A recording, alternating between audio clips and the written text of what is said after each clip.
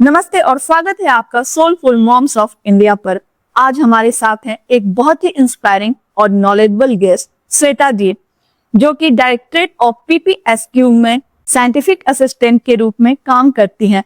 उनका काम है देश की खेती को सुरक्षित रखना, चाहे वो क्रॉप पेस्ट, क्वारंटाइन मेजर या क्वालिटी एश्योरेंस हो। उन्होंने सीआईएल के साथ भी काम किया है, जहां उनका योगदान साइंटिफिक मॉनिटरिंग और नेशनल प्लांट प्रोटेक्शन सिस्टम को मजबूत बनाना रहा है। आज हम उनसे जानेंगे किस तरह से वो साइंटिफिक रिसर्च और फील्ड एक्सपीरियंस के माध्यम से हमारे फूड सिक्योरिटी और एनवायरनमेंट को प्रोटेक्ट कर रही हैं। हम उनसे ढेर सारी बातें करेंगे, प्लांट प्रोटेक्शन के बारे में, पेस्टिसाइड्स के बारे में और उनका इस क्षेत्र में क्या योगदान है और वो सोसाइटी में कैसे अपना कंट्रीब्यूशन कर रही हैं। तो चलिए मिलते हैं श्वेता जी से और स्वागत करते हैं उनका अपने channel soulful moms of India पर। स्वागत है श्वेता जी आपका हमारे soulful moms of India channel पर, और बहुत धन्यवाद कि आपने अपना इतना वैल्यूएबल टाइम हमें दिया। Thank you so much. Thank you so much soulful mom की सभी दर्शकों को, और धन्यवाद आपका कि आपने मुझे अपनी पॉडकास्ट में इनवाइट किया। जो भी मेरे पास थोड़ा बहुत नॉलेज है, मैं चाहूंगी मैं आपके चैनल के माध्यम से आपके दर्शकों के साथ शेयर कर सकूं। Thank you so much. तो श्वेता जी, आप पीपीएसक्यू में जॉब करती हैं, तो हमारे दर्शकों को शायद बहुत सारे लोगों को पता भी होगा और बहुत लोगों को नहीं पता होगा कि ये पीपीएसक्यू होता क्या है।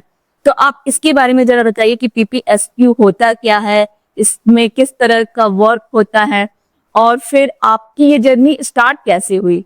एक्चुअली 1910 के टाइम में फेमाइन आया था, बहुत बड़ा अकाल आया था, और वो भी इस वजह से आया था कि पेस्ट ने जो है पूरे बंगाल की और उत्तर प्रदेश की पूरी क्रॉप को डिस्ट्रॉय कर दिया था। तो उनको कॉम्बैट करने के लिए कि उस तरह के पेस्ट से दोबारा कोई हमारी फसल को नुकसान ना हो, भूखमरी जैसे हालात न पैदा हो, तो उसके लिए गवर्नमेंट ऑफ इंडिया ने एक DIP एक्ट निकाला, destruction of insect and paste, DIP act इनको कहते हैं।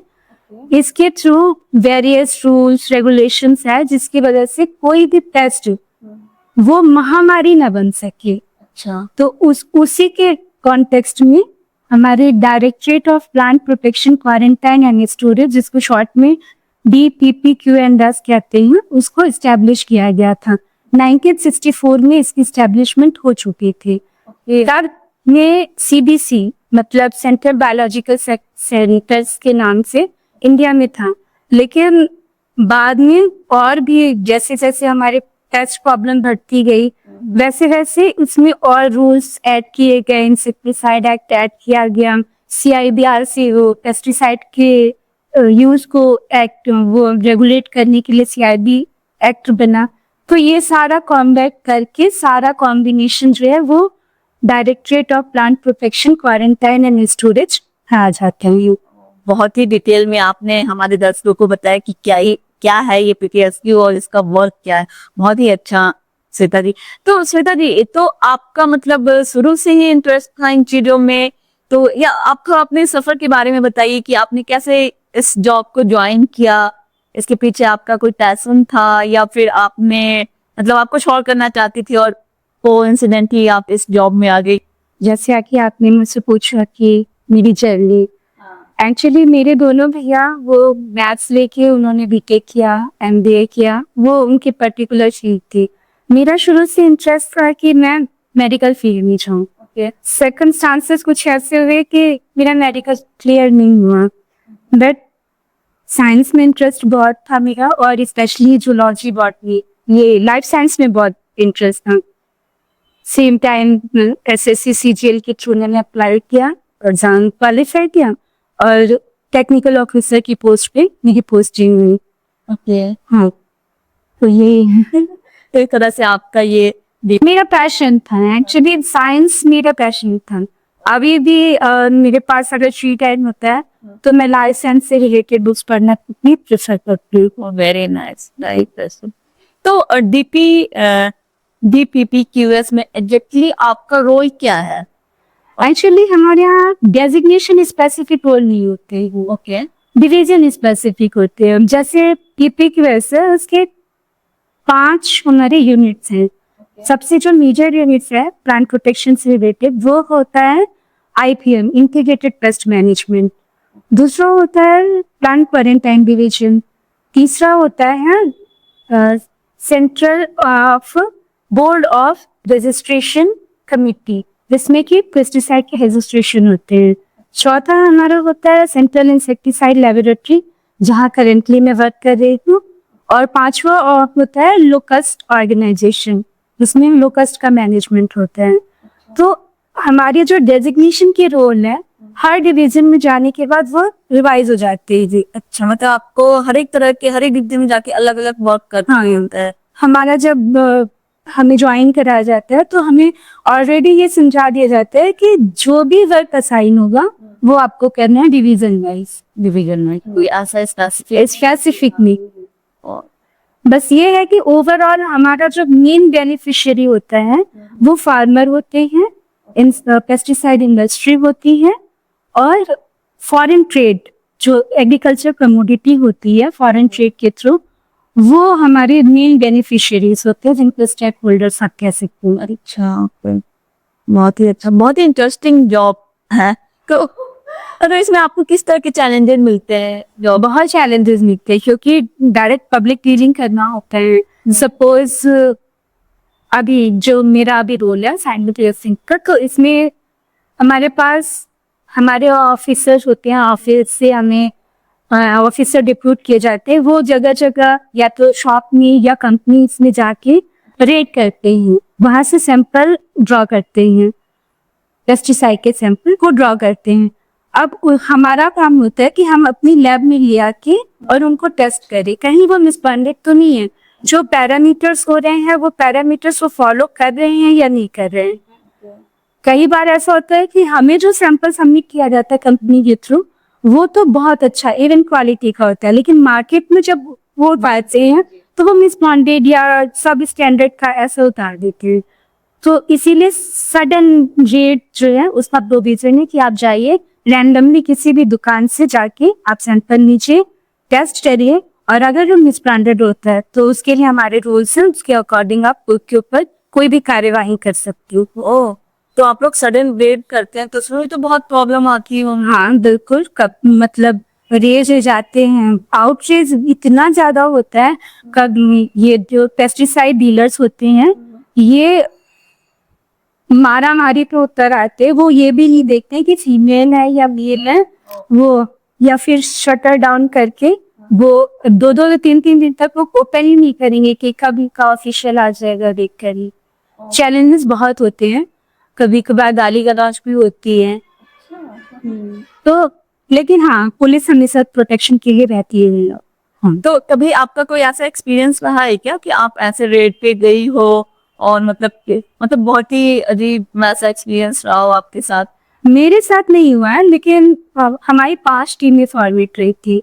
मेरा तो 3 जगह से मुझे सैंपल ड्रॉ करने थे, मैंने तो कर लिया, लेकिन जो मेरे एक सर के सीनियर थे उनके साथ हाथापाई हो गई थी और उन्हें सर में चोट आई थी। हाँ, उन्हें 15 दिन तक हॉस्पिटलाइज रहना पड़ा था।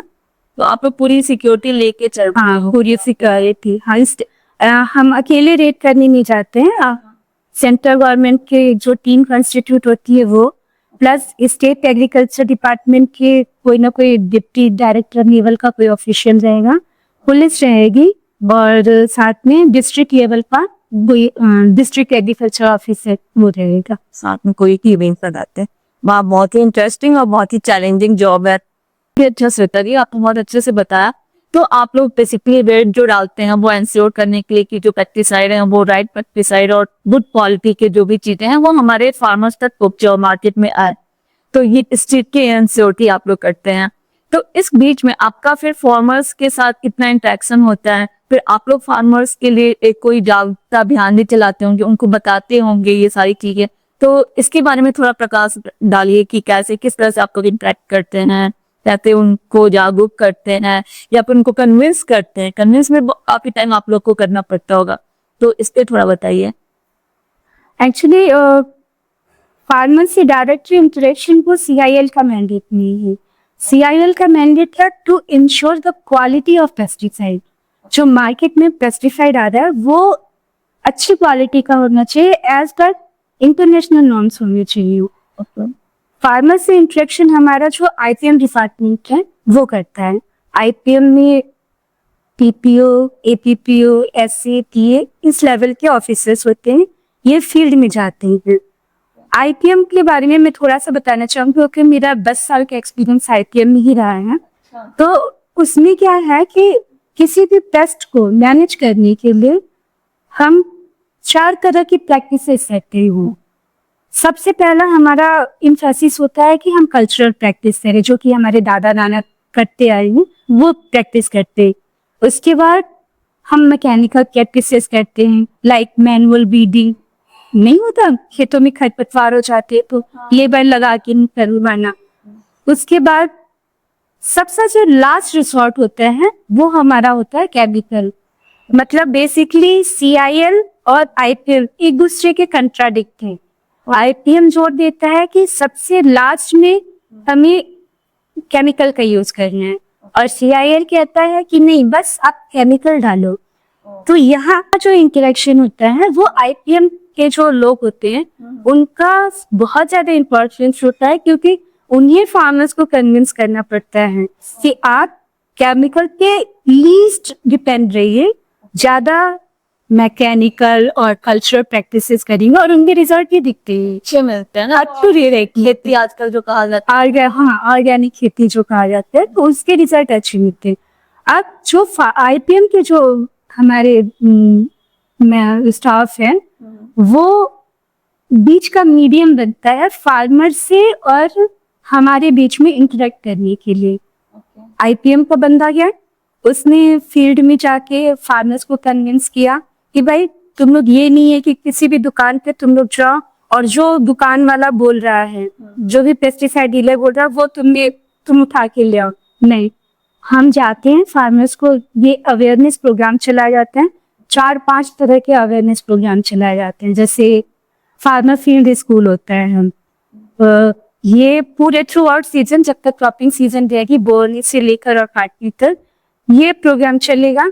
इसमें हर तीसरे दिन जाके फार्मर्स एक फील्ड हम वहाँ पे मतलब 10-10 मीटर की रेंज में फील्ड, हम सैंपल फील्ड डेमो प्लॉटिंग को कहते हैं, वो सेलेक्ट कर लेते हैं और उनको दिखाते हैं कि एक तरफ तुमने कल्चरल प्रैक्टिस की और एक तरफ तुम केमिकल प्रैक्टिस कर रहे हो। देखो दोनों का जो है, इन जो प्रोडक्ट निकल जाए, तुम खुद उसमें देखो कि पैदावार किस में ज्यादा हो रही है, क्वालिटी फूड किस में ज्यादा हो रहा है। तो जब हम उन्हें डेमो करके एक सीजन में दिखाते हैं तो अगले सीजन से वो खुद, मतलब उनके इंटरेस्ट रहता है कि नहीं, हमें केमिकल फ्री करनी है और केमिकल यूज भी करना है। तो जो गवर्नमेंट ऑफ इंडिया ने रिकॉग्नाइज किया है, हमें वही पेस्टिसाइड सीड में यूज करना है। बहुत ही अच्छे से समझाया श्वेता जी आपने कि मतलब आप लोग प्रैक्टिकल एग्जांपल देते हो फार्मर्स को और वो रिजल्ट खुद देखते हैं और फिर वो डिसाइड करते हैं कि अब उन्हें क्या करना है। तो इसमें तो मतलब आप लोग जब जाते हो, जैसा कि आपने कहा कि आपका अटी में खुद 10 इयर्स का एक्सपीरियंस है, तो आप खुद ग्राउंड पे गई हो, फार्मर से इंटरेक्ट की हो, आपने उनको ये सारी बातें समझाई हैं। तो इसमें कभी ऐसा भी होता होगा ना कि आपको बहुत रूरल एरिया में जाना होता होगा और फिर उन लोग इस चीज को मानने के लिए तैयार नहीं होते होंगे, फिर उनको कन्विंस करना भी बहुत मुश्किल होता होगा, फिर वो अपनी बहुत सारी प्रॉब्लम्स आपको, मतलब रादर देन दिस ओनली कि पेस्टिसाइड, वो और भी बहुत सारे जेन्युइन प्रॉब्लम्स अपने लेके आते होंगे। तो उस टाइम पे कैसे आप हैंडल करते थे या किस तरह की प्रॉब्लम्स आपके सामने आई? या फिर मैं ये भी कहना चाहूंगी कि उस टाइम पे किसानों ने आपको, मतलब आपको बहुत सारी चीजें और उनके एक्चुअल पेन भी पता चला होगा, तो उसके बारे में बताएं किस तरह की प्रॉब्लम वो फेस करते हैं। हाँ, एक्चुअली आपने क्वेश्चन तो बहुत अच्छा पूछा है और ये बात सही भी है। फार्मर्स, हम सिर्फ इतना सोच सकते हैं कि पेस्टिसाइड की प्रॉब्लम होगी इसलिए इसकी प्रॉब्लम नहीं, इसके अलावा भी फार्मर्स को बहुत तरह की प्रॉब्लम्स होती है। लाइक सबसे पहला तो जैसे उनको पता चला कि भाई सेंट्रल गवर्नमेंट वाले आए हैं, तो साहब जी सीड नहीं मिलता, अच्छा सीड नहीं मिलता, हम कैसे बोएंगे। दूसरा, मिट्टी की जांच कहाँ कराएं, ये सब उनकी प्रॉब्लम होती है। और सबसे जो मेजर होता है, हमने बोल तो दिया, हमने आपका प्रोडक्ट इस्तेमाल कर लिया, आपने जैसा बोला हमने कर लिया, अब उसके वाजिब दाम हमें कहाँ मिलेंगे, ये उनकी सबसे मेजर प्रॉब्लम होती है। तो इसके लिए जो PPQS है वो मिनिस्ट्री ऑफ एग्रीकल्चर के सॉइल डिपार्टमेंट से, सीड वाले डिपार्टमेंट से, इन सब से कोऑर्डिनेट करके, लाइक कोई आया और हमें लग रहा है कि हाँ उसकी प्रॉब्लम जेन्युइन है, तो हमारे पास रिस्पेक्टिव डिवीजन के नंबर्स होते हैं, हम वहाँ कांटेक्ट करते हैं उसको, अगर फिजिबल होता है तो पर्सनली हम उस मामले को वहाँ भेजते हैं और उसकी प्रॉब्लम सॉल्व करने की कोशिश करते हैं। तो बहुत ही अच्छा वर्क है, बहुत ही अच्छा इनिशिएटिव है कि मतलब डिफरेंट डिफरेंट डिपार्टमेंट से भी कोलैब करके आप लोग मतलब वो सारी फैसिलिटीज आप प्रोवाइड कराते हो फार्मर्स को, जो कि खुद वहां तक रीच नहीं कर सकते हैं। वाह, very fantastic. Shweta ji, that पे कि आपने अभी हमने जो बातें की, तो इसमें आप जैसे सेंट्रल गवर्नमेंट की एम्प्लॉय हैं, तो आपको सेंट्रल गवर्नमेंट से कितना हेल्प मिलता है? और जैसा कि आपने कहा कि आपको अलग अलग जगह पे भी जाना पड़ता है, या जैसे कि आपने रेप के बारे में कहा उसके लिए आपको अलग अलग जगह पे जाना पड़ता है, तो वहाँ की जो लोकल जो पुलिस है या फिर लोकल गवर्नमेंट के जो एम्प्लॉय होते हैं, तो उनसे आपको कितना सपोर्ट मिलता है और किस तरह की फैसिलिटी मिलती है? फुल सपोर्ट मिलता है क्योंकि ये सेंट्रल स्पॉन्सर्ड स्कीम है। ओके, तो जो भी फाइनेंशियल हो, मैनुअल हो, जो भी सपोर्ट होता है वो सेंट्रल गवर्नमेंट प्रोवाइड करती है, क्योंकि गवर्नमेंट का एम ही है, उनका मेन मतलब एम्फेसिस ही ये है कि to ensure the quality of pesticide और टू इंश्योर, अभी रिसेंटली आप लोगों ने टर्म सुना होगा, डबलिंग फार्मर इनकम। ये गवर्नमेंट का एम है कि रिसोर्सेज को लीज किया जाए, मतलब कम से कम वो उनकी लागत कम से कम आए और उनका मुनाफा ज्यादा से ज्यादा हो। इसके लिए गवर्नमेंट फुल्ली सपोर्ट करती है, चाहे वो फाइनेंशियल या किसी भी टाइप के सपोर्ट गवर्नमेंट करती है। वेरी नाइस, आपको पूरा सपोर्ट। तो श्वेता जी, जैसे कि आप 10 ईयर से इसी फील्ड में हैं और आप फरीदाबाद में पोस्टेड हैं, हाँ, तो जैसा कि 10 ईयर्स के इस ड्यूरेशन में आपका जो पहले की गवर्नमेंट थी और जो अब की गवर्नमेंट है और अब जो नए नए स्कीम्स आ रहे हैं, तो इसमें आपको कितना डिफरेंस लगता है, या फिर फार्मर्स का कितना बिलीफ सिस्टम बढ़ा है इस पे या फिर कम हुआ है ना? तो ये जो एक्सपीरियंस है ये आप बताइए जरा। मेरा प्रीवियस गवर्नमेंट में मैंने 3 साल ही काम किया, उसके बाद से ये करंट गवर्नमेंट के अंडर में काम किया है। जो प्रोग्राम के लिए फंड प्रोवाइड करना था वो एग्जैक्टली डबल कर दिया गया है। लाइक मैंने आपको अभी फार्मर फील्ड स्कूल के बारे में बताया था, उसका प्रीवियस जो हमें अलॉट होता था फंड 30 फार्मर्स के लिए वो प्रोग्राम होता था, तो वो था 17,500 रुपीज से 500। अभी वो 52,000 कर दिया गया है। 30 फार्मर्स ही रहेंगे लेकिन फंड्स बढ़ा दिए गए।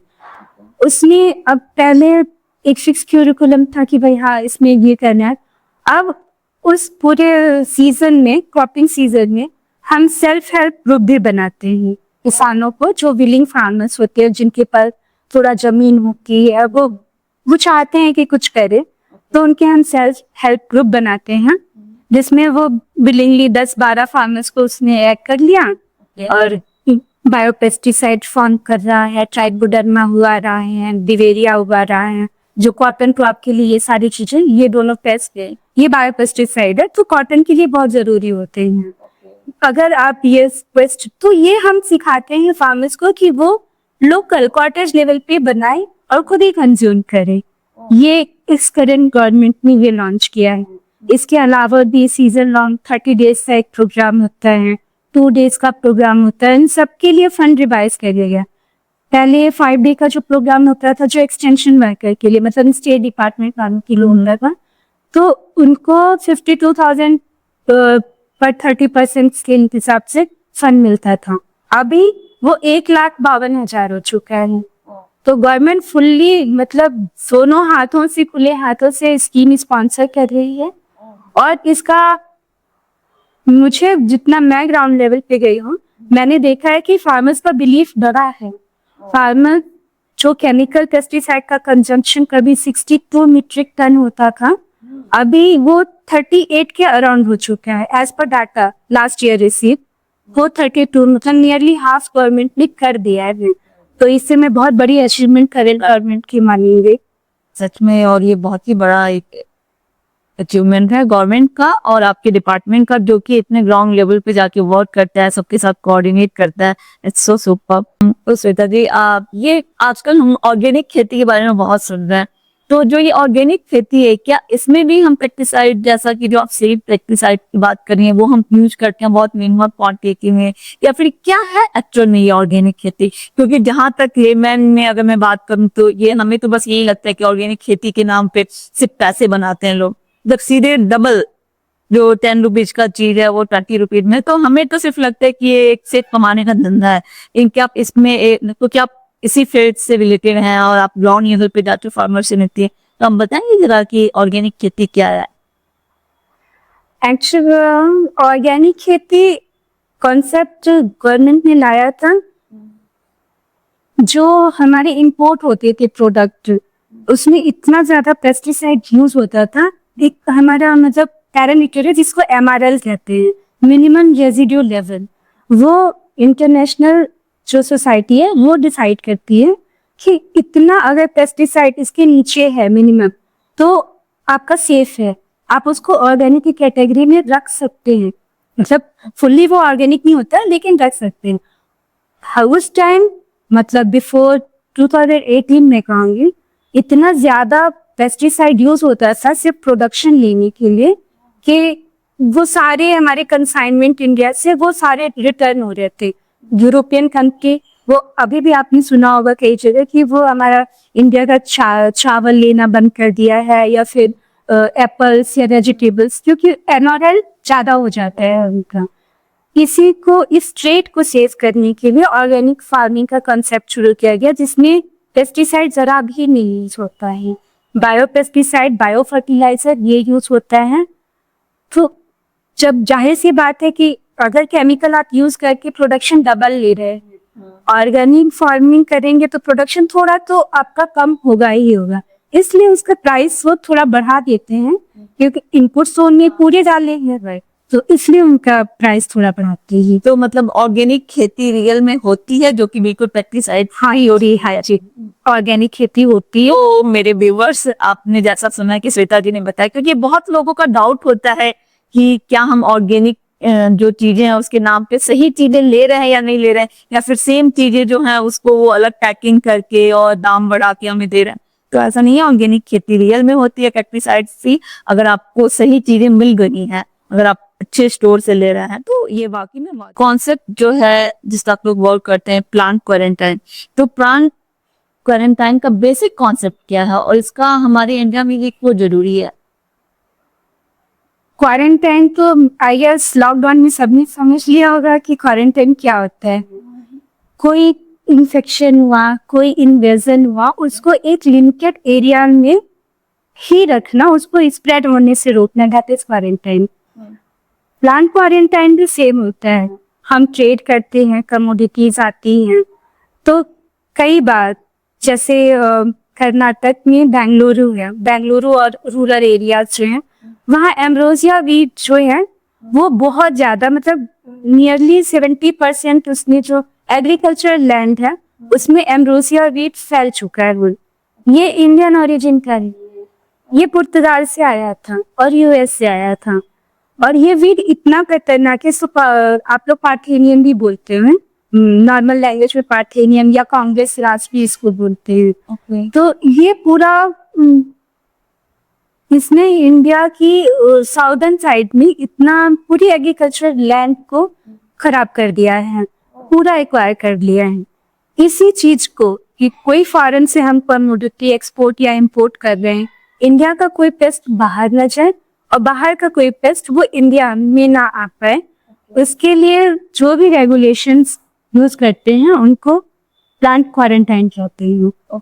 तो जैसे आपने कहा कि पेस्ट जो होते हैं वो बाहर मतलब इंपोर्ट एक्सपोर्ट होते रहते हैं, तो इसको ये इंपोर्ट एक्सपोर्ट ना हो इसके लिए भी कोई है, मतलब किस तरह से इसको मतलब रोका जाता है, इसके भी कुछ है क्या रूल्स? हाँ, हमारा क्वारंटाइन एक्ट बना हुआ है 1968 का, 1938 प्लांट्स के लिए एक्ट बना हुआ है कि किन कमोडिटीज को हम इंपोर्ट कर सकते हैं, उसके प्रोटोकॉल्स क्या हैं, उसमें MRL कितना होना चाहिए, प्रॉपर कस्टम वालों के साथ मिलके एयरपोर्ट पे, सी पोर्ट पे हमारा इंस्पेक्शन होता है। हमारी लैब्स होती हैं जिसमें हम उनको पहले तो चेक करते हैं जो कमोडिटीज हमारी आई है इंपोर्ट होके, और अगर उस कमोडिटी में कुछ भी इन्वेजिव पेस्ट पाया जाता है जो कि इंडियन सर्कमस्टांसेस में इंडिया के क्लाइमेट के अकॉर्डिंग वो अपने आप को नरिश कर सकता है, तो उसको ट्रीट करके तब वो कमोडिटी आइदर मार्केट में उतारी जाती है या फिर वो कंसाइनमेंट रिजेक्ट कर दिया जाता है, एक्सेप्ट नहीं किया जाता है। इसका एक एग्जांपल मैं आपको बताऊंगी। लहसुन हमारे यहाँ पाकिस्तान से 83-84 के अराउंड में लहसुन आया था, तब हमारे यहाँ लहसुन की इतनी ज्यादा पैदावार नहीं होती थी। तो जितना कंसाइनमेंट आया था उसमें ब्लैकिश कलर के बहुत एकदम अंदर जाके जो लहसुन के अंदर का स्टेम होता है उसमें ब्लैकिश स्पॉट आए थे जिनको करनाल कहते हैं।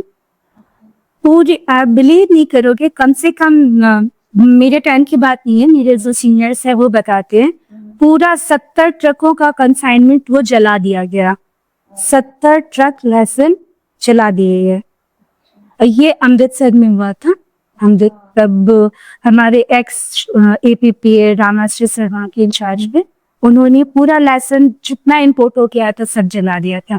ये भी एक मेजर, अगर कंट्री अपना कंसाइनमेंट वापस लेने से मना कर रही है तो हम उसको डिस्ट्रॉय करेंगे, क्योंकि अगर वो मार्केट में आ गया तब तो वो पेस्ट हमारे इंडिया में, और इंडिया और पाकिस्तान का तो क्लाइमेट भी ऑलमोस्ट सेम ही है, तो जो वहाँ होगा वो यहाँ होगा। तो यही एक्ट बना हुआ है, उस एक्ट के अकॉर्डिंग। बहुत ही अच्छे से और डिटेल में समझाया और बताया श्वेता जी, आपने इतनी बारीकी से चीजों को समझाया आपने। बहुत ही अच्छा लगा आपसे बात करके इन सारी चीजों पे। और तो इसमें देखा जाए तो बहुत एक तरह से रिस्क भी है ना, कि अगर कोई कंट्री चाहे तो वो जानबूझ के हमारे देश में ऐसे मतलब जो भी बहुत ही डेंजरस टेस्ट हैं उनको भेज सकती है इस तरीके से, अगर पूरा प्रॉपर तरीके से अगर जांच नहीं किया जाए। तो कभी कोई ऐसा केस भी हुआ है क्या कि कुछ चीजें मतलब जेन्युइन तरीके से मतलब नोइंगली हमारे कंट्री में ऐसे सेंड की गई हो और फिर वो बात? हाँ, 2018 में फॉल आर्मी वन, जिसको एक्सपोर्ट ऑफ रेफ्यूजी पर्डा कहते हैं, नेज में, ये सॉदर्न स्टेट में इंडिया के, इसने बहुत इम्पैक्ट किया था। इसके लिए हमारे ऑफिस से 13 टीमें बनी थी। एक वीट ब्लास्ट बीमारी आई थी वेस्ट बंगाल और बॉर्डरिंग जो स्टेट्स हैं उसमें, इन दोनों ने अभी तक जब से मैंने ज्वाइन किया है बहुत ही ब्रॉड इम्पैक्ट डाला था। वेस्ट बंगाल में चावल की फसल सिर्फ 10% हुई थी पूरा टोटल एरिया का। बहुत मतलब वो हुआ था। हाँ, तो एक क्वेश्चन मेरे को ऐसे आ रहा है कि जैसे जब इस तरह की भयंकर इम्पैक्ट डालता है कोई पेस्ट और किसानों को बहुत ज्यादा नुकसान होता होगा, तो ऐसे केस में गवर्नमेंट क्या करती है? आई थिंक इसमें तो आपका कोई रोल नहीं होगा आपके डिपार्टमेंट का, क्योंकि आपका तो अलग ही है जॉब, बट मतलब आप इसी फील्ड से रिलेटेड हो, तो मतलब मेरे को ध्यान आ रहा है कि क्या इसका मतलब गवर्नमेंट इसमें किस तरह से हेल्प करती है किसानों को? कुछ ये मेरा फील्ड नहीं है एक्चुअली, मेरे ऑफिस का ये मैंडेट भी नहीं है, लेकिन जब इतना ज्यादा मतलब 30% से ज्यादा नुकसान हो जाता है तो अगर फार्मर्स ने क्रॉप इंश्योरेंस करवा रखा है तो उनको टोटल जितना भी उन्होंने इनपुट्स इसमें डाले हैं वो मुआवजा मिल जाता है, या फिर गवर्नमेंट दूसरे तरीकों से भी उनकी हेल्प करने की कोशिश करती है। बहुत ज्यादा मुझे इसका आइडिया नहीं है। ओके, तो आपने कहा कि क्रॉप्स इंश्योरेंस जो होता है, तो इसमें मतलब ये किस ये इससे ये आपकी फील्ड से रिलेटेड है? नहीं, ये हाँ, ये एग्रीकल्चर का जो पॉलिसी मेकिंग डिपार्टमेंट है वो करता है। तो आपके हिसाब से जो फार्मर्स हैं उनको क्वारंटाइन, प्लांट क्वारंटाइन और पेस्ट कंट्रोल के बारे में कितनी अवेयरनेस और किस तरह की अवेयरनेस होनी चाहिए? मेरी समझ से तो प्लांट प्रोटेक्शन का जो टॉपिक है इसके बारे में सारे ही आजकल अवेयर हैं, तो सब हेल्थ कॉन्शियस हो रखे हैं, सबको सेफ, लोग कैलोरी मेजर करके खा रहे हैं, ये इंश्योर कर रहे हैं कि उनके ऑर्गेनिक प्रोडक्ट्स हों। तो प्लांट प्रोटेक्शन के बारे में तो ऑलमोस्ट सबको थोड़ा बहुत बेसिक नॉलेज है ही।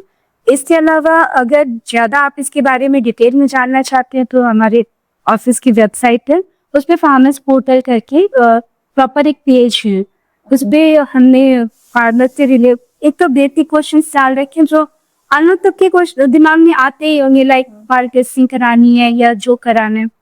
उसके अलावा हमने एक किसान कॉल सेंटर खोला है, NPSS टेक्नोलॉजी का यूज करते हैं, जिसमें कोई मिडिल मैन नहीं है।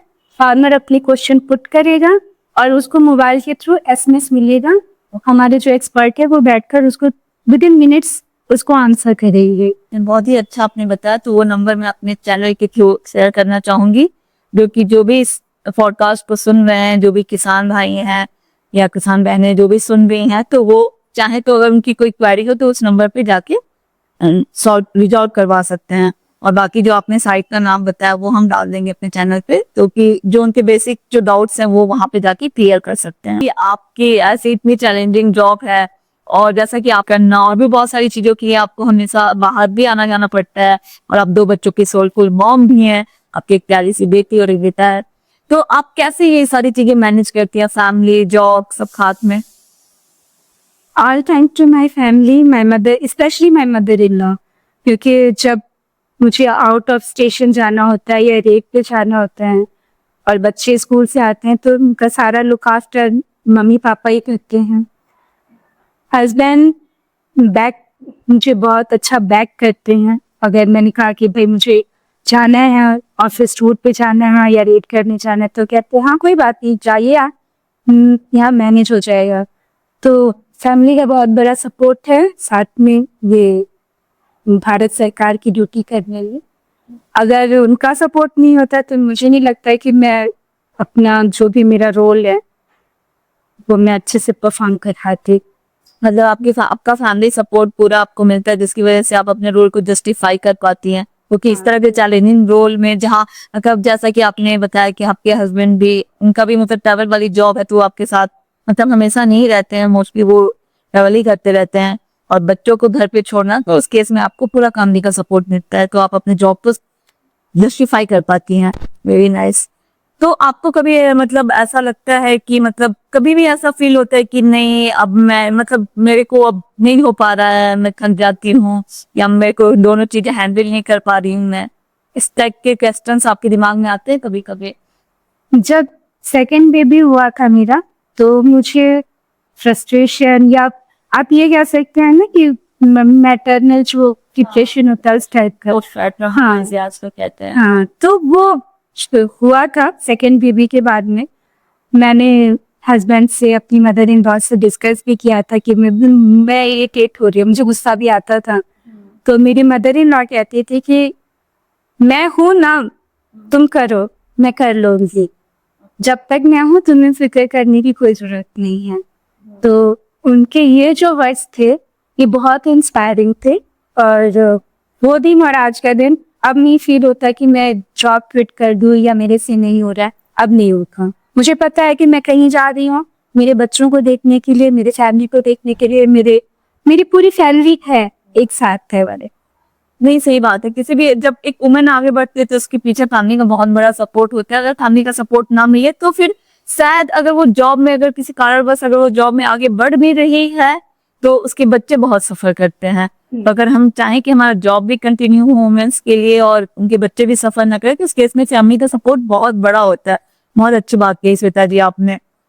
तो श्वेता जी आप बताइए, मतलब आप खुद को इतना मेंटली स्ट्रांग रखना और फिजिकली भी, क्योंकि फिजिकली भी आपको खुद को स्ट्रांग रखना पड़ता है, तो उसके लिए आपके पास कोई मंत्र है क्या? मतलब आप कुछ चीजें हैं जिनको फॉलो करती हैं आप हमारे व्यूवर्स को, जो भी आप जैसी हमारे जैसी वर्किंग वुमेन है जो घर परिवार दोनों को संभाल रही हैं, तो उनके लिए मतलब वो इस बात को सुन के इंस्पायर हो, तो एज सच आपके पास कुछ मंत्र है क्या? कुछ मंत्रा तो नहीं है, कुछ बेसिक चीजें हैं जिन पे फोकस करती हूँ। लाइक अगर एक बहुत हेक्टिक डे जा रहा है तो आने के बाद बच्चों के साथ, फैमिली के साथ टाइम बिताना, एक छोटी सी चाय वाली ब्रेक हो गई, वो आपको बहुत ज्यादा मुझे पर्सनली बहुत रिफ्रेश करता है। इसके अलावा वीक में एक दिन मैं अपना मी टाइम निकालती हूँ जो मैं खुद को देखती हूँ। तो जो पूरे वीक का जो थकान होती है वो मेरे मी टाइम में चली जाती है। रीडिंग पढ़ना, मिस्ट्री वाली बुक्स पढ़ना, ये मुझे बहुत पसंद है, तो ये करती हूँ। लाइफ साइंसेस रिलेटेड स्टोरीज पढ़ती हूँ। मैं ऐसे जो मेंटल सिचुएशन आती है, स्ट्रेस आता है, इसमें हम पे फैमिली सपोर्ट बहुत जरूरी है। आप अपनी फैमिली से बात करिए, आधी प्रॉब्लम्स ऐसे ही सॉल्व हो जाएंगी। आपका ऑफिशियल भी अगर कुछ कहना तो ऑफिस में जैसे कई बार आपका होता है ना कि आप कोई तो डे लाइफ में बहुत सारी चीजें कुछ ऐसे इंटरेक्शन आपको हो रहे हैं, कुछ अनवांटेड लोग मिल रहे हैं जो आपको पसंद नहीं आते, तो आप अपनी सीनियर से बात कर सकते हैं। बाकी खुद को समय देना और एक नेवर गिव अप। राइट। आपको जैसे सिचुएशन आ रही है गिव अप नहीं करना है, अकॉर्डिंगली आप उसको टैकल कर सकते हैं। बस यही मोटिवेट करता है मुझे। बहुत अच्छी सी बात कही आपने कि नेवर गिव अप। और मतलब सबकी लाइफ में होता है बेबी दरियाई में, हम कई फेज थे, एक दिन नहीं देखा है, कई सारे फेज से गुजरते हैं हम। कभी बहुत ज्यादा हैप्पी हो जाते हैं, सैड हो जाते हैं, इरिटेटेड हो जाते हैं। तो उस केस में हमें खुद को मेंटली स्ट्रांग करना बहुत जरूरी होता है। और बहुत अच्छा आपने कहा कि आप अपना टाइम फैमिली के साथ स्पेंड करती हैं, आपके जो अपने लोग हैं उनसे बातें शेयर करके अपना मन हल्का करना, तो ये बहुत ही अच्छा है। तो आपकी कोई हॉबी है श्वेता जी जो आपको लगता हो कि जो आप पहले करती हो और बहुत काफी टाइम से छूट गया हो, मतलब ड्यू टू जॉब, फैमिली, बच्चे, और फिर आप उसको जिंदा रखना चाहती हो? आपको लगता हो कि नहीं, जब भी मुझे अब टाइम मिलेगा, मतलब मेरा जो भी टाइम होगा, तो फिर मैं उसको जिंदा करना चाहूंगी। तो सच आपके हॉबी थी, मुझे घूमना बहुत पसंद है, नए नए स्पॉट जो है एक्सप्लोर करना वो पसंद है। अभी बच्चे छोटे हैं और मम्मी भी थोड़ा उनके पैरों में प्रॉब्लम है, तो उतना मैं अवॉइड कर रही हूँ बाहर जाना, लेकिन ट्राई करूंगी जब मौका मिलेगा तो फिर चीजें एक्सप्लोर करूंगी। कुकिंग मेरा पैशन है, कुकिंग करना बहुत पसंद है। ज्यादा कुछ स्ट्रेस हुआ किचन में घुसा कुछ बनाने लगो, आधा स्ट्रेस रिलीज हो जाता है। तो बस ये दो। और रीडिंग एंड ट्रैवलिंग आपका? ट्रैवलिंग, रीडिंग और कुकिंग। No, very nice. कोई ट्रैवलिंग तो अपना है, ट्रैवलिंग तो जब मन करे निकल जाओ। Travelling is the best part.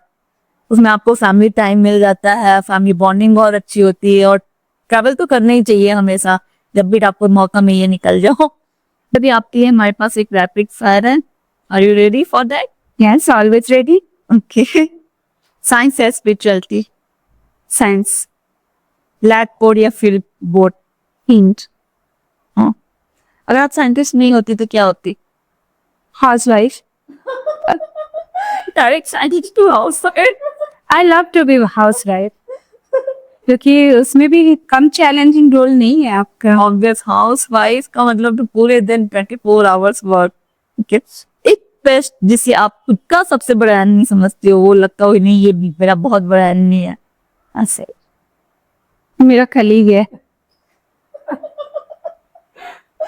अगर उसने पॉडकास्ट देख मेरे पे याद करती तो। मॉर्निंग टी या evening coffee? Evening tea. You love T? Yes. आपके काम का सबसे एक्साइटिंग पार्ट क्या है? जब हम सैंपल टेस्ट करते हूँ और कोई मिस ब्रांडेड निकलता है, तो वो मुझे बहुत किक देता है, बहुत सेटिस्फेक्शन मिलता है कि हाँ, मार्केट से अब मैं किस वाले पेस्टिसाइड को हटा रही हूँ, तो का मतलब कि सेफ खाना मिलेगा अब। ये सबसे सेटिस्फाइड। वन हैबिट जो आपको आपके वर्क पे एज ए मतलब डिसिप्लिन में रखता है? वन वर्ड नहीं, अगर रिप्लाई देना है तो पंचुअलिटी, क्योंकि वो सीट ऐसी है कि मुझे उस सीट पर रहना ही रहना है, मुझे स्किप नहीं कर सकते। 5 वाले का मोटिवेशनल कोट क्या है? 2 है, एक तो अभी मैंने बताया नेवर गिव अप, और दूसरा लाइफ एक आइसक्रीम है, इसे पिघलने मत दो, इसका मजा लो। Very nice. और नेचर से एक लेसन जो आपने सीखा हो? नेचर अडॉप्टिव होती है, मतलब आप अपने अकॉर्डिंग ह्यूमन उसको चेंज करता जा रहा है, नेचर अडॉप्टिव होती जा रही है, नेचर भी चेंज होती जा रही है, हमें भी एडॉप्टेशन सीखना चाहिए नेचर से, खुद को चेंज करना, खुद को मोल्ड करना, ये नेचर से मुझे। आपके लिए सक्सेस का मतलब क्या है? Internal satisfaction. अगर आपका दिल कह रहा है कि आज आप ऑफिस से घर जा रहे हैं, या इसका मतलब आप सेटिस्फाई हो, आपने कुछ किया है उस दिन, तभी आपका जो सोल है, इनर सोल है, वो गवाही दे रही कि हाँ आपने कुछ अचीव किया है। वेरी नाइस, बहुत ही अच्छे से खेला आपने नैतिक साथ श्वेता जी, मजा आ गया। अब हम अपने पॉडकास्ट के अंत की तरफ चलेंगे, क्योंकि अगर हम आपके डिपार्टमेंट के बारे में हम बात करने लग गए तो बहुत ही लंबा हो जाएगा पॉडकास्ट और बहुत ही टाइम लेगा। और आपने ऑलरेडी इतने डिटेल में इतने अच्छे से हमारे व्यूवर्स को बताया है, तो इसलिए I am so thankful to you. और श्वेता जी, एक आप हमारे व्यूवर्स को कोई मैसेज देना चाहेंगे, मॉम्स के लिए कोई मैसेज या जो भी हो आप मैसेज देना चाहें? मॉम्स के सारे दर्शकों के लिए एक ही मैसेज है, अपनी लाइफ को फुलेस्ट एंजॉय करिए। अप्स एंड डाउन्स आते रहेंगे, अपनी फैमिली के साथ उनसे बात करिए, डिस्कस करिए, सब सॉर्ट आउट हो जाएगा। बाकी लाइफ आइसक्रीम में मजा लीजिए।